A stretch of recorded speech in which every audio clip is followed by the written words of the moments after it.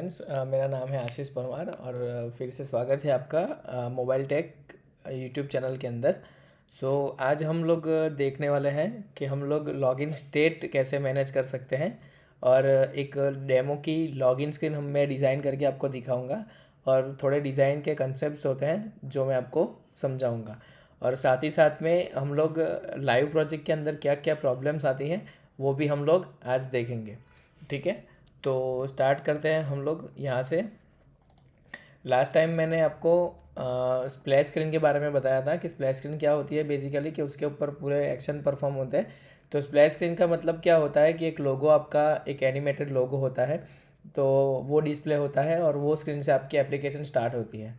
ठीक है, और वो एप्लीकेशन के ऊपर आप चेक कर सकते हैं कि आपकी लॉगिन है या नहीं। अगर लॉगिन है तो उसको होम पे रिडायरेक्ट करवा सकते हो, या तो फिर आप उसको लॉगिन पे रिडायरेक्ट करवा सकते हो। ठीक है, तो ये स्टेट मैनेज करने के लिए हमको सबसे पहले यहाँ पे जो ये डिज़ाइन है ये हम लोग आज डिज़ाइन करने वाले हैं। ठीक है, तो सबसे पहले मुझे असिंक स्टोरेज की जो लाइब्रेरी है, ठीक है, तो वो इंपोर्ट करना पड़ेगा। एक बार मैं चेक कर लेता हूँ, ये शायद डेप्रिकेट तो नहीं है ना कुछ। ओके, तो यहाँ से मैं कॉपी करता हूँ। ठीक है, मैंने यहाँ पे इसको कॉपी किया और कॉपी करने के बाद मैं यहाँ पे इसको इंपोर्ट कर लेता हूँ। इसको मैं क्लियर करता हूँ, npm react native async storage install. ये मेरा इंस्टॉल हो चुका है। एक बार मैं पोर्ट भी फिर से इंस्टॉल कर लेता हूँ।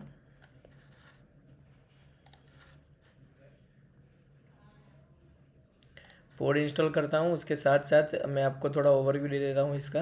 ये मैंने ड्रिबल पे से ली है, ये आबिद अहमद करके जो भाई है उसने डिज़ाइन किया है। तो ये वाली स्क्रीन है, तो उसको मैं डिज़ाइन करूँगा आज। और ये एक वेक्टर आइकन्स है, तो हम लोग थोड़े वेक्टर आइकन सर्च करते हैं। लॉगिन वेक्टर PNG हम लोग लेते हैं। मैं एक वीडियो पूरा बनाता हूँ आपको SVG के ऊपर। ये थोड़ा लॉन्ग प्रोसेस है कि SVG आप कैसे लोड करवा सकते हो। उसके लिए आपको SVG की डिपेंडेंसी डालनी पड़ेगी और कुछ कॉन्फ़िगरेशंस है वो आपको सेटअप करने रहेंगे। ठीक है, तो अभी ये वाली जो है वेक्टर आइकन्स, आई गेस तो ये चल जाएगा। इसको हम लोग सेव एज कर लेते हैं और मेरा लॉगिन वेक्टर करके एक नेम दे देता हूँ, उसको सेव कर लेता हूँ। JPEG फॉर्मेट में है, बैकग्राउंड वाइट है, इसीलिए हमको अभी दिक्कत नहीं होगी क्योंकि हमारा यहाँ पे भी बैकग्राउंड वाइट है। ठीक है, तो ये मेरा इंस्टॉल हो गया है। एक बार मैं फिर से ऐप रन कर लेता हूँ साथ साथ में, और स्प्लैश स्क्रीन के ऊपर मैं यहाँ पर आ गया। तो जैसा कि मैंने लास्ट वीडियो के अंदर बताया था आपको कि हम लोग एक इज़ लॉग्ड इन करके जो फ्लैग है वो असिंक स्टोरेज के अंदर सेट करेंगे और उससे हम लोग क्या करेंगे कि लॉगिन का जो स्टेट है वो हम लोग मैनेज कर सकते हैं। ठीक है, तो सबसे पहले मैं क्या करता हूँ, मेरा जो ये मेन स्टैक है जिसके अंदर लॉगिन स्टैक और होम स्टैक मैनेज किया है, तो यहाँ पे मैं एक स्प्लैश करके इनिशियलाइज़ कर देता हूँ। इसके अंदर मेरा स्प्लैश आ जाएगा यहाँ पर। तो बाय डिफ़ॉल्ट मेरा ये splash screen every time load होगा। स्प्लैश ट्रैक के लोड होने के साथ साथ यहाँ पर क्या होगा कि मैं एक यूज़ इफ़ेक्ट का यूज़ करूँगा कि जब भी ये स्क्रीन इनिशियलाइज होगी, ठीक है, तो मुझे पता चले कि एक्शन क्या क्या परफॉर्म करने हैं। ठीक है, तो ये बेसिक सिंटेक्स हैं। यहाँ पे पहले मैं क्या करूँगा, इसको मुझे असिंक बनाना पड़ेगा यहाँ पे इस तरह से। तो बेसिकली क्या होता है कि आप इस तरह से लिख सकते हो, लेकिन ये क्या प्रॉब्लम क्रिएट करता है कि अगर आपको असिंक के अंदर ऐसा प्रॉमिस आपको स्टोर करना है, ठीक है, तो उसके लिए आपको एक फंक्शन बनाना पड़ेगा और फंक्शन को असिंक बनाने के बाद उसको उसके अंदर कॉल करवाना पड़ेगा, नहीं तो ये आपको कंटिन्यूस यहाँ पे एरर देगा। ठीक है, तो ये पहले मैं ये करके दिखाता हूँ और उसके साथ साथ में ये आपको कोई एरर नहीं देगा, ये आपको यहाँ पे वार्निंग देगा, कोडिंग वार्निंग देगा, लेकिन कोड के अंदर ये आपको कुछ प्रॉब्लम नहीं करेगा। देखो, इस लॉग्ड इन करके मैं पहले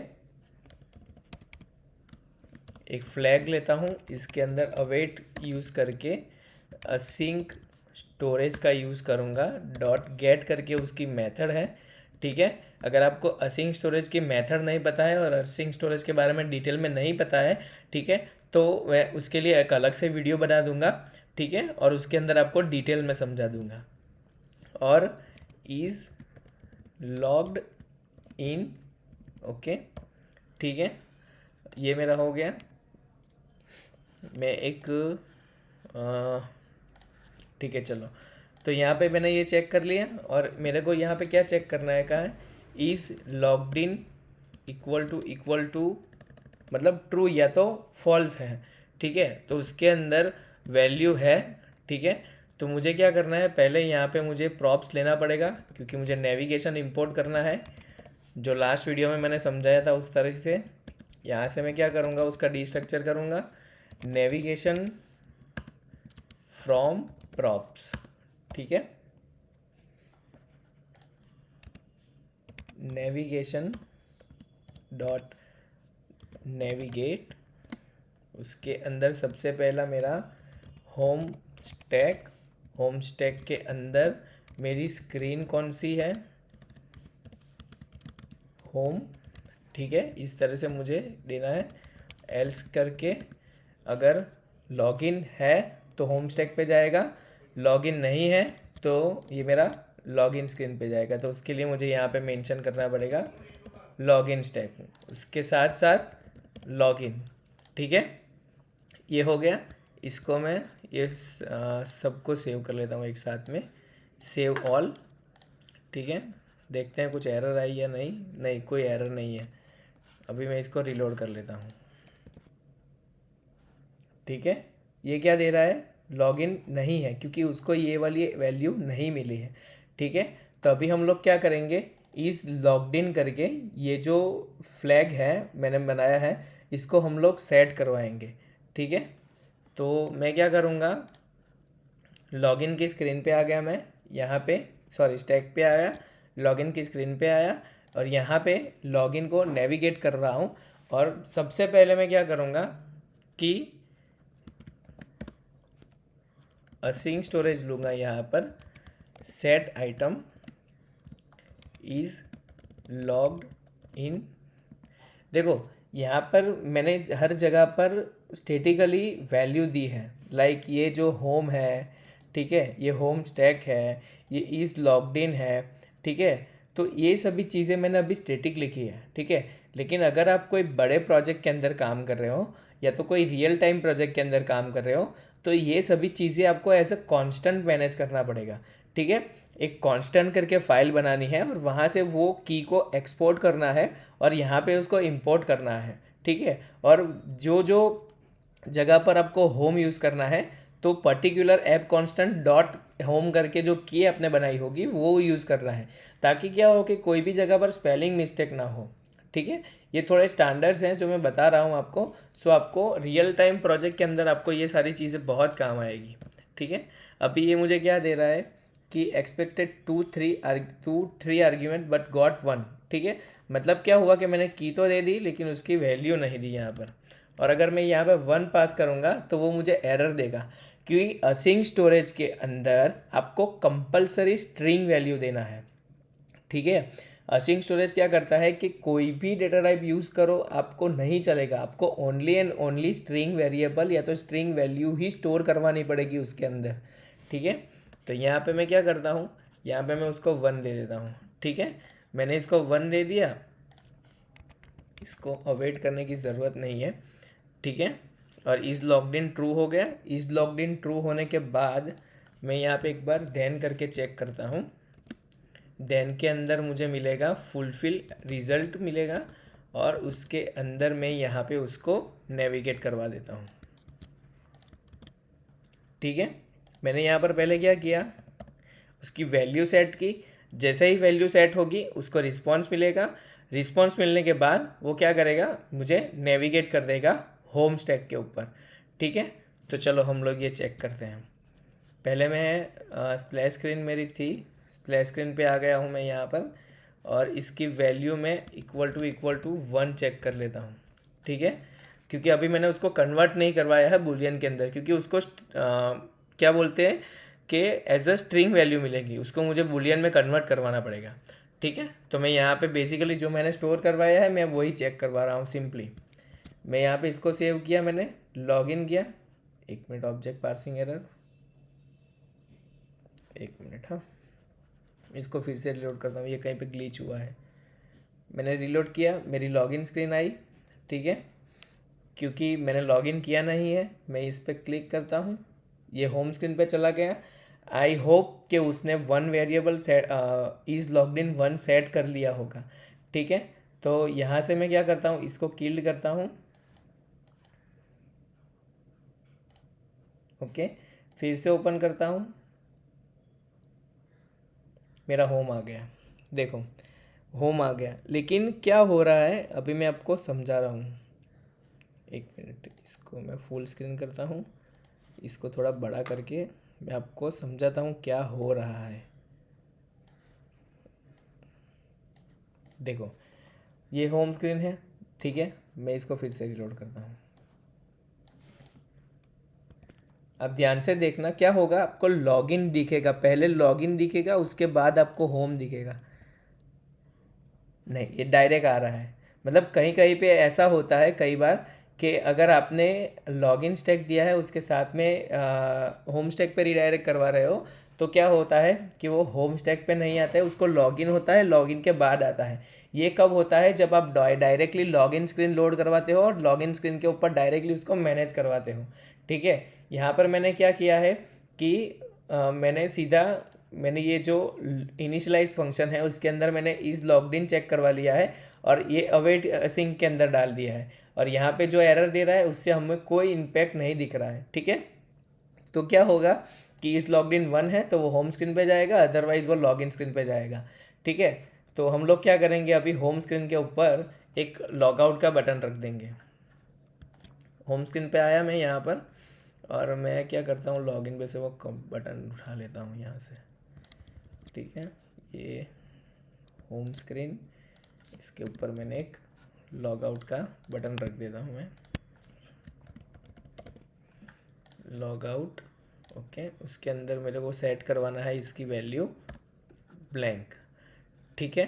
और वो ब्लैंक होने के बाद फिर से मेरा लॉगिन स्टैक पे जाएगा और उसकी स्क्रीन कौन सी होगी, लॉगिन। मेरा पैरामीटर्स कुछ जाएंगे नहीं, तो मैं इसको यहाँ से रिमूव कर दूँगा, ठीक है।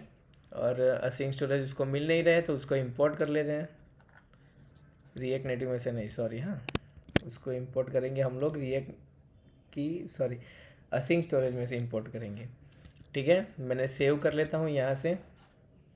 एक बार फिर से हम लोग रिलोड करते हैं इसको, बटन डजंट एग्जिस्ट, ओके।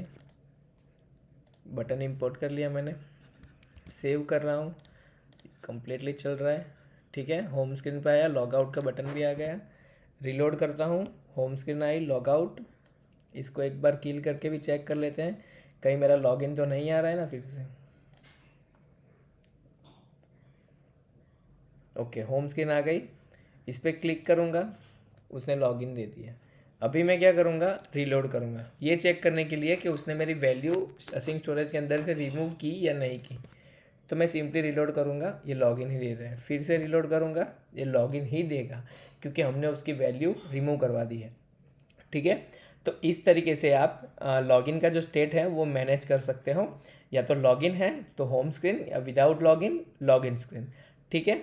तो ये बेसिक हो गया। अगर आप लोग यहाँ पर अगर टोकन यूज़ कर रहे हैं, ठीक है, टोकन यूज़ कर रहे हैं तो भी सिंपली आपको आपके टोकन को आपके असिंक स्टोरेज के अंदर स्टोर करवाना है, ठीक है।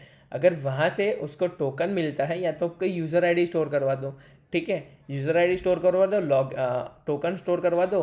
अगर टोकन उसको मिल जाएगा तो उसको आपको होम स्क्रीन पे रिडायरेक्ट करवाना है, अदरवाइज उसको आपको लॉगिन स्क्रीन के ऊपर रिडायरेक्ट करवाना है। तो अभी क्या करते हैं हम लोग, हमारी मेन डिज़ाइन के ऊपर चलते हैं।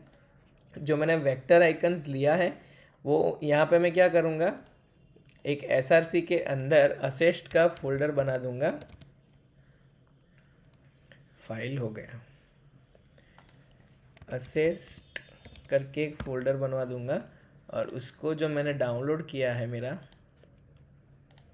एक मिनट, हाँ, आइकन्स में से ये जो है मैं उसको कॉपी पेस्ट कर दूँगा। थोड़ा सा फट रहा है, कोई दिक्कत नहीं, चलो ट्राई तो करते हैं। अगर ऐसा होगा तो हम लोग रिप्लेस कर देंगे। तो सबसे पहले मुझे क्या करना पड़ेगा, लॉगिन स्टैक के ऊपर जाकर यहाँ पर मुझे उसके जो स्क्रीन ऑप्शंस है, एक मिनट, हाँ स्क्रीन ऑप्शंस है, उसको मुझे हेडर बंद करना पड़ेगा, क्योंकि वो हेडर तो मुझे चाहिए ही नहीं। हेडर सोन करके जो प्रॉपर्टी है उसको मुझे फॉल्स करना है, यहाँ से मैंने उसको फॉल्स किया। ठीक है, अब एक बार चेक कर लेते हैं। लॉगिन स्क्रीन है, ओके लॉगिन स्क्रीन है। गो टू होम करके जो मेरा है उसको हम लोग ये कोड को हम लोग कमेंट करते हैं यहाँ से। ठीक है, और एक साथ साथ में यहाँ पे नीचे मैं एक स्टाइल क्रिएट करता जाऊँगा। Styles equal to style sheet dot create, उसके अंदर मैं मेरी स्टाइल क्रिएट करूँगा। सबसे पहले कंटेनर आ जाएगा मेरा। कंटेनर मतलब क्या कि आपका जो मेन पेरेंट व्यू है वो, ठीक है, उसका बैकग्राउंड कलर मैं यहाँ से वाइट दे देता हूँ अभी। ठीक है, ऐसे आपको कलर ऐसे नहीं देना है। ठीक है, अगर आप रियल टाइम प्रोजेक्ट के अंदर काम कर रहे हो ना, तो उसको थीम मैनेज करो, थीम क्रिएट करो और थीम का कलर यूज़ करो। क्योंकि क्या है कि पूरी एप्लीकेशन के अंदर अगर आपको वाइट यूज़ करना है तो वाइट की जगह पे आपको कभी वाइट और ब्लैक काम आएंगे, जब आप डार्क और लाइट थीम यूज़ कर रहे हो तब, तो वो टाइम पे आपको थीम काम आएगी। ठीक है, तो अभी क्या करते हैं हम लोग, ये जो स्टाइल है यहाँ से इसको रिमूव करते हैं। फिर से मैं उसको असाइन कर देता हूँ स्टाइल्स डॉट कंटेनर। ठीक है, ये सेम चीज़ यहाँ पर मैं डाल देता हूँ। ओके, यहाँ पे मैंने दे दी इसको। अभी ये मेरा पूरा ब्लैंक हो गया वाइट। ठीक है, और यार ये कोड को है ना कंट्रोल एक्स करके नीचे कर देते हैं, मुझे क्लीच हो रहा है। पहले सबसे पहले क्या करना है मुझे, ये दो ब्राउज़र के ऊपर, हाँ सबसे पहले हमारा एक वेक्टर आइकन्स होगा, उसके नीचे लिखा होगा हेलो वेलकम टू XYZ। ठीक है, पहले क्या करेंगे, एक इमेज लेंगे। ओके, इमेज को उसके सोर्स प्रोवाइड करेंगे, उसके अंदर सबसे पहले रिक्वायर लिखेंगे, क्योंकि लोकल है ना हमारे पास URL नहीं है। URL होता तो आप यहाँ पे URI पास कर सकते हो। ठीक है, डबल डॉट एसेट्स, उसके अंदर से क्या नाम है, लॉगिन वेक्टर, Ctrl+C Ctrl+V और सेव कर देता हूँ। आई गेस लोड हो गया। ठीक है, उसने उसके डिफ़ॉल्ट जो साइज़ है वो लोड कर दी। अभी मुझे क्या करना है कि जो ये कंटेनर है ना, उसको जस्टिफाई कंटेंट सेंटर करना है, ये एक प्रॉपर्टी है।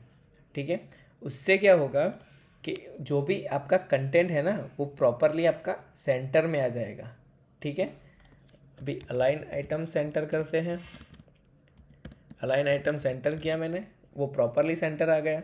ठीक है, तो ये चीज़ हो गई, तो हम इसको रिमूव कर देंगे क्योंकि वो टॉप पे रहेगा। ठीक है, तो इमेज की थोड़ी स्टाइलिंग करते हैं। ठीक है, उसकी हाइट दे देते हैं 100, width 100, margin 8 and padding 8। Okay, देखो ये बहुत छोटा हो गया।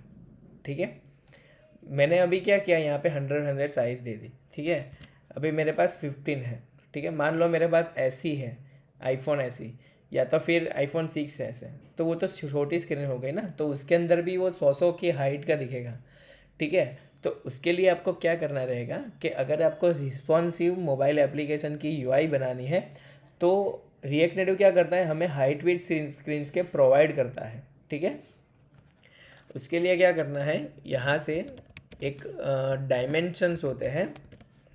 ठीक है, डायमेंशंस के अंदर से आप उसकी स्क्रीन की हाइट और विड्थ निकाल सकते हो ऐसे करके। इससे क्या होगा, जो भी पर्टिकुलर डिवाइस की स्क्रीन है, या तो 6S हो, या तो SE हो, या तो X हो, 12, 13, 14, 15, कोई भी डिवाइस हो आपका, उसकी स्क्रीन की साइज़ आपको वो दे देगा। अभी उसके हिसाब से आपको हाइट और विड्थ सेट करवाना है ताकि आपका जो इमेज है वो एवरी स्क्रीन के अंदर सेम दिखे। यहाँ से मैं विड्थ ले लूँगा, width divide by 2, width divide by 2, ठीक है।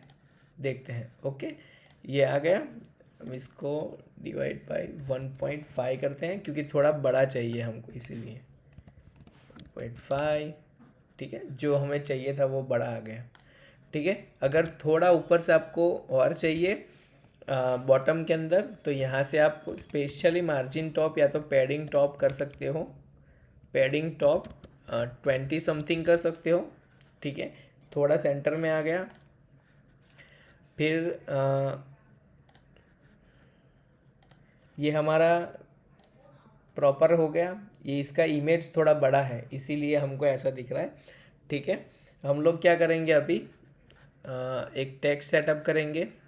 उसके नीचे टेक्स्ट के अंदर क्या लिखना है, हेलो। अभी उसका जो फॉन्ट है वो थोड़ा बड़ा है, उसका फॉन्ट साइज सेटअप करेंगे 20, फॉन्ट वेट 700, ठीक है। कलर हो गया हमारा ब्लैक, ठीक है, ब्लैक हो गया।